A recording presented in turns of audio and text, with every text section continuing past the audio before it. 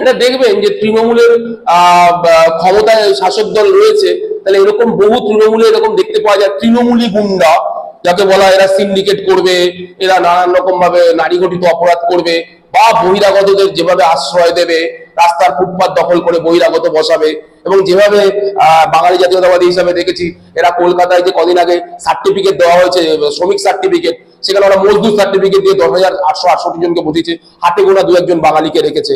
এর ফলে না বাঙালির মধ্যে না কিছু শ্রেণীর, আমি যেটা মূল বুঝতে পারছি সাইকোলজি দিয়ে, কিছু শ্রেণী বাঙালির হাতে না পয়সা আসছে, তারা না পার্টি করছে তৃণমূল। আমি আমার ওয়ার্ডেও দেখেছি, তারা তৃণমূল করছে, তারা সিন্ডিকেট করছে, কাউন্সিলরের পাশে পাশে ঘুরে বেড়া দাঁড়াচ্ছে, কাউন্সিলরের কিছু করার থাকছে না, তাদেরকে রঙের কাজ, তাদেরকে রাস্তার কাজ, পাথরের কাজ, হ্যানোর কাজ, ত্যানোর কাজ পাইয়ে দিচ্ছে। এরা কিন্তু তৃণমূল নয়, এরা কিন্তু সত্যি কথা বলতে বাংলার নোংরা পচা গলা সভ্যতার ধারক এবং বাহক। এই লোকগুলোই যখন সিপিএম এর 40 বছরে ছিল, 34 বছর ছিল, এরাই সিপিএম কে সর্বনাশ করেছিল। সেই শ্রেণীর লুম্পেন গুলো, ধর্ষক গুলো, সেই শ্রেণীর নোংরা স্থলিত গলিত মানুষগুলো তৃণমূলে এসছে, তৃণমূল তাকে বরণ করে নিয়েছে।